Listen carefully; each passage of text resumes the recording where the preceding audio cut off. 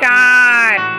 आज का वचन मैं छोटा और दुच्चा हूँ, तो भी मैं तेरे उपदेशों को नहीं भूलता। भजन संगीता 119 141। இன்றைய வேத வசனம், நான் சிறியவனும் அசட்டை பண்ணப்பட்டவனுமாய் இருக்கிறேன், ஆனாலும் உமது கட்டளைகளை மறவேன்.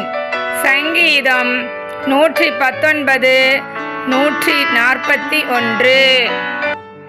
உங்கள் அனைவருக்கும் தேவனுடைய பரிசுத்த ஓய்வு நாள் வாழ்த்துக்கள்.